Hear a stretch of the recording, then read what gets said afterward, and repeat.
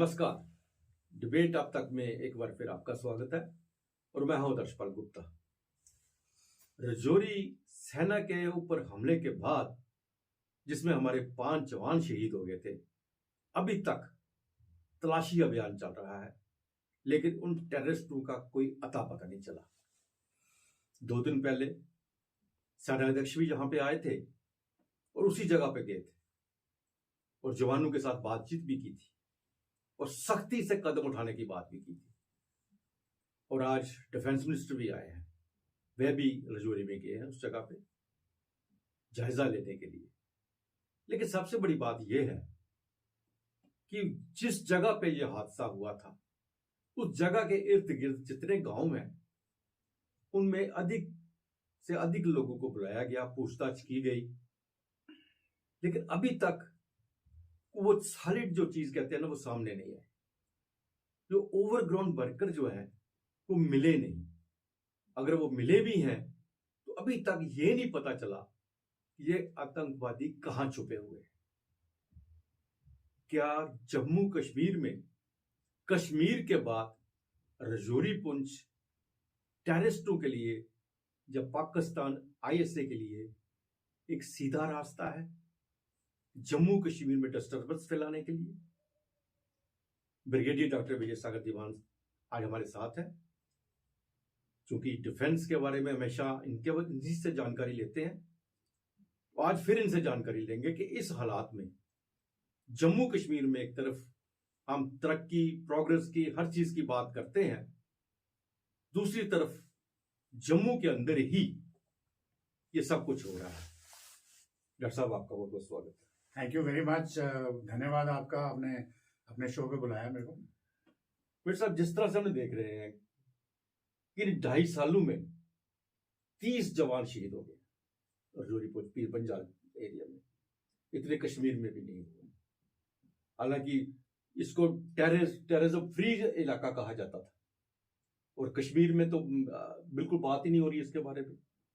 जम्मू को इन्होंने एक अपना क्षेत्र चुन लिया है, आने के लिए भी, डिस्टर्बेंस फैलाने के लिए भी। ये सब चीजें रजौरी पुंछ हो रही है। और रजौरी पुंछ हम कहें कोई बहुत बड़ा एरिया में, जंगल जरूर है, लेकिन सेना की आंखों से या सिक्योरिटी फोर्सेस की आंखों से छुपा हुआ कुछ नहीं है, फिर भी ये सब कुछ हो रहा है। क्या रीजन है ये सब? देखिए, इसके बारे में मैं इसके पहले कि आपको प्रेजेंट सिचुएशन के बारे में बताऊं, थोड़े से 1-2 पॉइंट्स बताना चाहता हूं कि इस इलाके की महत्व क्या है, इंपॉर्टेंस क्यों है।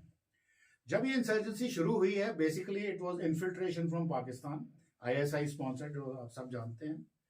तो अगर आप ज्योग्राफी को देखें, जो लाइन ऑफ कंट्रोल पे, तो जो मैक्सिमम इन्फिल्ट्रेशन हो रही थी मच्छल सेक्टर से, या फिर आपके केरन, तिथवाल, टंगदार सेक्टर से जो आते थे, नस्ताचुन पास से, साधना पास जिसको भी बोलते हैं, इनटू कुपवाड़ा। फिर अगर नीचे आ जाइए तो हाजीपीर पास से आते थे अंदर, या उसके बाद फिर वो बहुत ही प्रोमिनेंट एरिया जो था वो था रजौरी पुंछ एंड आपकी जो पुरानी जो मुगल रोड थी इनटू साउथ कश्मीर, और फिर उसके बाद वो चले जाते थे तराल के जंगलों में छिपने के लिए। तो बीच में क्या हुआ कि जब इंसर्जेंसी चलती गई तो ये एरिया मोर और लेस स्टेबल था, और 2003 से पहले बहुत ही छुटपुट घटनाएं यहाँ हुई थी। और 2003 में मेजर टेररिस्ट अटैक हुए थे, और उस पर आर्मी ने एक्सरसाइज सर्प विनाश एक अभियान चलाया था, और उन्होंने जाकर के जितनी भी यहाँ पे जो गुफाएं हैं इस इलाके के अंदर, सारी सर्च की थी और टेररिस्ट को निकाल दिया। और उसके बाद शायद मेरे ख्याल में कोई हुआ नहीं, यहाँ पे एरिया स्टेबल माना गया। और एज ए रिजल्ट क्या हुआ, जब गलवान हुआ चाइना की तरफ, तो एक फॉर्मेशन जो थी वो पूरी निकाल के गलवान अपना लाइन ऑफ एक्चुअल कंट्रोल पे मूव कर दी गई। अब उससे चाइना को प्रॉब्लम हुई। चाइना समझ गया कि ये जो इलाका है इसको हमने दोबारा गर्म करना है। एक तो फैक्टर ये था। दूसरा फैक्टर ये था कि जो 370 जाने के बाद आपने देखा होगा कि जो यूनिफाइड हेडक्वार्टर्स ठीक ठाक काम करने लगा, जो army, security forces, intelligence forces, ये जितने भी लोग यहाँ ऑपरेट कर रहे थे उनमें एक बढ़िया कोऑर्डिनेशन आ गई, और जितने भी लोकल पॉलिटिशियन थे जो सिक्योरिटी फोर्सेस को ऑपरेट करने से रोकते थे, वो भी जो उनका जो था आसपास जो करते थे वो भी बंद हो गया। एज ए रिजल्ट जो इंसर्जेंसी की जो है कमर टूटनी शुरू हुई। तो उसके बाद उन्होंने फिर अपने टैक्टिक्स चेंज करने शुरू किया। आपने देखा पहले उन्होंने हाइब्रिड टेररिस्ट निकाले, फिर सिलेक्टिव किलिंग्स की, फिर कश्मीरी पंडितों को चुन चुन के मारा। ऐसे वो टैक्टिक्स चेंज होते गए और साथ के साथ सिक्योरिटी एजेंसीज के जो ऑपरेशंस थे वो हालांकि एक स्टेप पीछे रहते हैं, क्योंकि जो अटैकर होता है वो हमेशा एक स्टेप आगे होता है। तो वो करते करते उसको उसने ऑलमोस्ट कमर तोड़ने ही वाले थे कि इतने में चाइना और पाकिस्तान ने मिलकर सोचा कि व्हाट नेक्स्ट, हम भी अपना अगला क्या कदम बना सकते हैं। तो अगला एक कन्वीनियंट कदम उनके पास ये था कि जो रजौरी पूंछ का एरिया है ये एक बहुत ही डेंसली फॉरेस्टेड एरिया है, बहुत ही उबड़ खाबड़ एरिया है। इसमें हमने हालांकि फेंसिंग करी हुई है और वहां पे सारे सर्वेलेंस इक्विपमेंट भी हैं। और ये फौज में कहा जाता है कि जब भी कोई भी ऑब्स्टिकल लगाते हो, फेंसिंग लगाते हो, तो it should be covered with fire. अगर वो फायर नहीं होगी तो वो काट के आ जाएगा अंदर। तो यहाँ पे इलाका कुछ इस किस्म का है कि वो कवर करने के बावजूद भी कुछ गैप्स पीछे रह जाते हैं। तो इन्फिल्ट्रेशन के लिए एक बड़ा अच्छा रूट था। प्लस जो densely wooded forest, high altitude तो खैर नहीं था, बट काफी ऑल्टीट्यूड नॉर्मल से ज्यादा, ऊपर नीचे उबड़ खाबड़, और जो कम्युनिकेशन अभी आज रोड्स बन रही हैं बट पहले बड़ी नैरो रोड्स थी, तो यहाँ छुपने की जो सहूलियत थी वो बेटर थी। फिर मैंने आपको बताया कि वो गुफाएं उन्होंने ऑलरेडी ढूंढ के रखी थी। तो अभी कोई 6-8 महीने पहले ये सारी गुफाओं की सैटेलाइट मैपिंग की गई है और अब जो ऑपरेशन चल रहा है जिसका आज 7वां दिन है, वो गुफाओं को भी डिस्ट्रॉय कर रहे हैं ताकि उनके हाइडआउट्स खत्म हो सके। तो ये पाकिस्तान का जो 8 फरवरी को जो इलेक्शन होने वाली हैं, तो उनको ये भी लगा कि भाई अगर हम, चाइना भी बोल रहा है, यहाँ प्रेशर बढ़ाया जाए ताकि इंडिया को रिटेलिएशन करे। जैसे आपने देखा कि पिछले कुछ दिनों में काफी ज्यादा बढ़ गई हैं। लाइक 23 के जनवरी में पहले आपका डांगरी हुआ, फिर भट्टा दूरियां हुआ, फिर कांडी हुआ, फिर ये मुगल रोड के ऊपर आए। तो वहां पे सारा प्रेशर बढ़ाने के लिए ये सारी हरकतें वो तो हम कह रहे हैं कि जैसे आपने कहा भाई कितने अटैक हो चुके हैं। इससे पहले आपको ये भी याद है कि लास्ट ईयर जहाँ पे कई दिनों तक एनकाउंटर चलता रहा, हमारे जवान शहीद हुए, ऑफिसर शहीद हुए, लेकिन उनका कोई अता पता नहीं चला। और अब भी ये देखो, आते हैं छुप के या घात लगाते हैं या हमारे जवानों को शहीद करके चले जाते हैं और पता नहीं चलता। हमारे मतलब कब तक ये होता रहेगा? सिक्योरिटी फोर्सेस जो हमारी जो है, वहाँ CID है, सिक्योरिटी है, वो मतलब कैसे नहीं पता चल रहा उनको? किस तरह से वही मैंने आपको मतलब बात, सबसे बड़ी बात ये है कि ये पहली बार नहीं हुआ। इस 2.5 साल में 30 हमारे जवान शहीद हो गए हैं।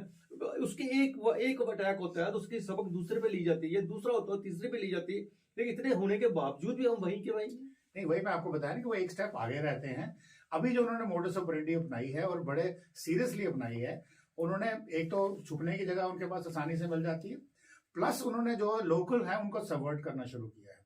अब लोकल जो हैं, चाहे वो उनकी मदद कर रहे हैं, फॉर सारे लोकल्स नहीं, कुछ चुनिंदा की बात कर रहा हूँ मैं, मोस्टली सारे वहां पे भारत माता की जय कहने वाले लोग हैं, चाहे वो किसी भी धर्म के हों, इरिस्पेक्टिव दे ऑल इंडियंस। जो उनमें कुछ लोग हैं जो शायद रेडिकलाइज्ड हैं, नंबर 1, या फिर वो डरते हैं, गन के जोर पे डरते हैं, भाई अगर आप मेरी मदद नहीं करोगे हमारी तो गोली मार देंगे, या फिर वो पैसों के लालच में करते हैं। तो अब ये जो स्ट्रैटेजी है ये मेरे ख्याल में सिक्योरिटी फोर्सेस को समझ में आ गई है। क्योंकि जब, अगर आपको याद हो, जब डांगरी हुआ था तो होम मिनिस्टर ने इमीडिएटली अनाउंस किया था कि 18 कंपनियां CRPF की हम और डालेंगे सिक्योरिटी देने के लिए। मैंने उस दिन भी बोला था, this is not the way to do it. अगर जमीन के ऊपर आप बूट्स बढ़ाओगे तो ये जो सिविलियन लोग हैं, वहां के रहने वाले नागरिक हैं, ये उनके लिए और दुश्वारियां पैदा करेगा। इंस्टेड आप इन्वेस्ट करिए इंटेलिजेंस में, ह्यूमन में इंटेलिजेंस करिए, वो कैसे उसके SOPs बनाइए, उसको फॉर्मुलेट करिए, उतना पैसा वहां खर्चिए, ताकि इनको जो मदद देने वाला, जिसको हम ओवरग्राउंड वर्कर कहते हैं या स्लीपर सेल्स भी कह देते हैं या हैंडलर्स कहते हैं, ये जो है इनको एलिमिनेट किया जा सके। क्योंकि जब कोई हैंडलर नहीं होगा, कोई मदद देने वाला नहीं होगा, तो इन्फिल्ट्रेशन करके आएंगे भी तो क्या करेंगे यहाँ आके? वही कहना हो गया। और प्लस अगर वो ड्रोन्स भी यूज करते हैं, अगर ड्रोन का पैसा या हथियार या नार्कोटिक्स रिसीव करने वाला कोई नहीं है तो वो क्या करेगा भेज के? तो ये एक इंपॉर्टेंट चीज है जो मेरे ख्याल में आई हुई है। और जैसा कि आप जानते हैं, आज हमारे रक्षा मंत्री, chief of army staff, army commander, northern command, सारे इंपॉर्टेंट मीटिंग चल रही है, आपको मालूम है कहाँ चल रही है। तो इस किस्म की बात वहां निकल के आएगी। तो अब दो इश्यूज हैं जो गवर्नमेंट को टैकल करने चाहिए, सिक्योरिटी फोर्सेस को। एक है टेरेन को कैसे बचा के रखें हम, ताकि वो उसको इस्तेमाल ना कर सकें, टेरेन को कैसे डोमिनेट करें, और दूसरा ह्यूमन इंटेलिजेंस जो लोकल्स हैं। मैं तो कहता हूं कि एक्स सर्विसमैन को जो जैसे वीडीसी है, वही VDC बना रहे हैं, जा रहा हूँ, बीडीसी उन्होंने खत्म कर दिया ना। वो आप करिए। अब 15 दिन आके टेररिस्ट जो है किसी के घर में रहता है, बीडीसी को खबर हो जाती थी, दूसरे को पता चल जाता था। अब पता रह के चला गया है, अब जब पूछताछ चल रही है तब पता चलता जी वो तो 10 दिन के घर में रह रहा था। तो ये सब चीजें जो हैं, ये अगर करें तो आई एम श्योर यहाँ से इसका खात्मा हो जाएगा। और अगर नहीं कर पाए, वैसे मुझे तो 100% यकीन है कि होएंगे, तो ये इंसर्जेंसी जो है पिल्फर करती करती जम्मू शहर तक आ जाएगी और पठानकोट की तरफ चलेगी, तो which is not a good thing, क्योंकि उनको पता लग गया हुआ है कि जो इंसर्जेंसी है या टेररिज्म है, ये अपनी अंतिम सांसें ले रहा है। तो अभी लास्ट मोमेंट पे वो पूरा एक कंसर्टेड जोश चाइना की मदद से लेकर के करना चाहते हैं, क्योंकि इसमें चाइना को भी फायदा है। इंडियंस को अभी ऑलरेडी आपको पता है सिक्योरिटी फोर्सेस ने और ट्रुप्स ऐड किए हैं, कहां से आए वो मैं नहीं बताऊंगा कैमरे के ऊपर, परंतु जरूरत है, एक्स्ट्रा ट्रुप्स लगाए हैं उन्होंने। तो मगर मेरा अभी भी ये कहना है कि एक्स्ट्रा ट्रुप्स अगर आपको चाहिए एरिया डोमिनेट करने के, I am sure commanders on ground अपनी रेकी करेंगे, अपनी अप्रिसिएशन करेंगे, तो रखिए, परंतु इंटेलिजेंस का जो जहां तक लेवल है वो बढ़ना चाहिए। और उसमें सबसे बड़ी बात आएगी, एक्स सर्विसमैन जितने भी हैं, वो चाहे कुछ किसी भी धर्म का, किसी भी मजहब का हो, जो आर्मी के अंदर नौकरी कर चुका है वो देशभक्त होता ही होता है 100%। वो कोई ना कोई आपको ऐसा फूल प्रूफ मेथड बनाइए जिसमें वो आपको इंफॉर्मेशन दे सकें जहां पे उनकी अपनी जान को खतरा ना हो। वो सिक्योरिटी का कोई अपरेटस तैयार कीजिए जिसमें वो कर सकते हैं, and I am sure it will go away. Bridge साहब, एक और पहली बात आपसे जानना चाहूंगा कि अभी जो डॉक्टर फारूक अब्दुल्ला हैं, हमारे चीफ मिनिस्टर रहे हैं, उन्होंने कहा पाकिस्तान से बातचीत करनी चाहिए, और उन्होंने यहाँ तक कह दिया कि नवाज शरीफ जो है प्राइम मिनिस्टर बनने वाले हैं, शायद उनको कहाँ से खबर मिल गई अभी वो प्राइम मिनिस्टर बनने वाले हैं, वो इंडिया से बातचीत करना चाहता है। अगर टेररिज्म खत्म करना है तो पाकिस्तान से बात करनी चाहिए। पाकिस्तान तो टेररिस्ट भेज रहा है, टेररिज्म फैला रहा है, उससे क्या बात हो सकती है? देखिए, फारूक साहब एक बड़ा ही सीजन पॉलिटिशियन है। उनकी स्टेटमेंट्स श्रीनगर में कुछ और होती है, जम्मू में वो कुछ बदल जाती है, दिल्ली पहुंच के कुछ और बदल जाती है। तो वो सिस्टमैटिक तरीके से काम करते हैं। तो मैं एक डिफेंस एक्सपर्ट या इंटरनेशनल एनालिस्ट हूं, तो मुझे नहीं लगता कि उनके ऊपर कोई मुझे टिप्पणी करनी चाहिए। परंतु फिर भी मैं फारूक साहब को ये जरूर याद दिलाना चाहता हूं कि एक हमारी स्वर्गीय सुषमा स्वराज जो हमारी फॉरेन मिनिस्टर थी, उन्होंने पार्लियामेंट के फ्लोर पे बोला था, talks and terror can not go together. ये नहीं बोला कि हम टॉक नहीं करेंगे, talks and terror can not go together, talks on terror can happen. तो फारूक साहब, किसने बोला कि टॉक्स नहीं होगी? आप अपने आपके जो हितैषी हैं, जो आपके फ्रेंड्स हैं पाकिस्तान में, ISI में या आर्मी में या एस्टैब्लिशमेंट, उनको बोलिए कि टेरर बंद करो भाई, तो टॉक्स इंडिया तैयार है। और फिर आप दूसरी बात, पाकिस्तान जैसे आपके नवाज शरीफ की बात कर रहे हैं, मे भी फारूक साहब को ज्यादा पता है कि वो आएंगे कि नहीं आएंगे, चलो मान ले आ जाते हैं। और उन्होंने प्रधानमंत्री वाजपेयी जी को बुलाया, बड़ी गर्मजोशी से स्वागत किया, इवन मोदी जी गए वहां पे उनके बेटे या बेटी की शादी पे अनअनाउंस्ड। तो उसके बाद क्या हुआ? परवेज मुशर्रफ ने तो कारगिल कर दिया।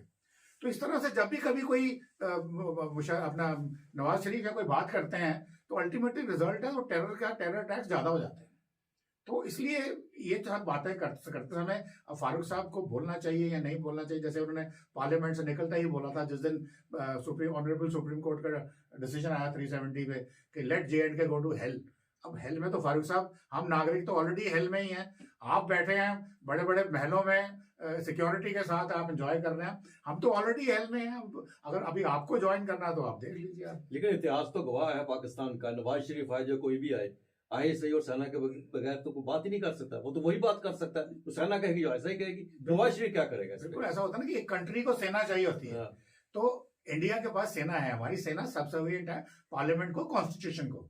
बट पाकिस्तान में आर्मी ओन करती है कंट्री को। तो जब तक उनसे कोई बात, अगर उनसे कोई खिचड़ी ना पके, शायद फारूक साहब अगर मीडिएट कर सकते हैं तो मोस्ट वेलकम सर। आप टेरर बंद करवाइए, बातचीत करेंगे और परमानेंट सोल्यूशन निकालिए। आफ्टर ऑल हम जम्मू कश्मीर के रहने वाले लोग हैं, हमें पीस चाहिए यहाँ पे, हमें खुशहाली चाहिए, और उस खुशहाली का अच्छा फायदा होना चाहिए। अब जैसे आप राजौरी पुंछ की बात कर रहे हैं, अब ये क्यों पड़ा? सबसे बड़ी बात हुई, आपने मुगल रोड बना दी फर्स्ट क्लास, और पार्लियामेंट्री कंस्टिट्यूएंसी अनंतनाग की जोड़ दी राजौरी पुंछ के साथ। ठीक है, एज ए रिजल्ट क्या हुआ कि वहां पे खुशहाली अच्छी प्रॉस्पेरिटी आनी चाहिए थी, पर हर अच्छी चीज के कुछ नुकसान भी होते हैं। अब यही स्पीड जो मुगल रोड पे आपने बना के तैयार करी है, उसको टेररिस्ट भी यूज कर सकते हैं, कर रहे हैं। या फिर आप उनके लिए कोई I don't know control measures तैयार करिए, अपनी इंटेलिजेंस फिर मैं बोलता हूँ स्ट्रांग करिए, ताकि वो ना उनको कोई पनाह ना मिले किसी सिविलियन से, और कोई भी सिविलियन जो वहां रह रहा है उनकी मदद ना कर सके। या कोई एग्जाम्पलरी पनिशमेंट अभी अभी न्याय संहिता अभी नहीं आई है, उसमें देखिए अगर आपने क्या पनिशमेंट रखी हुई है उन चीजों के लिए, उसका इस्तेमाल करिए।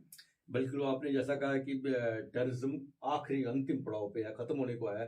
और मैं तो जैसा देखने को मिला कि टेररिज्म की शुरुआत भी रजौरी पुंछ से हुई थी, और शायद आखिरी भी यहाँ पे दम भी यहीं तोड़ेगा। बिर साहब, आप देखिए हालात बदल रहे हैं हाँ। दुनिया के।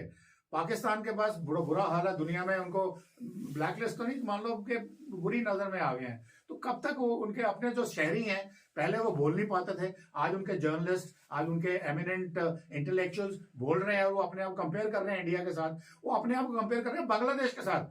बांग्लादेश जो पाकिस्तान से 71 में अलग हुआ, किन हालात में हुआ वो आपको मालूम है, और आज उनकी इकोनॉमी, उनकी जीडीपी पाकिस्तान से डबल है।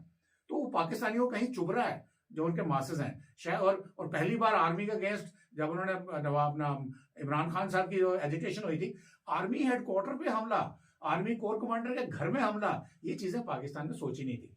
तो अभी हमें ये लगता है कि चेंज आ रही है, no matter is coming slowly but surely. Thank you brigade साहब, बहुत बहुत शुक्रिया आपका। Thank you so much. आज का ये बस इतना है। नमस्कार।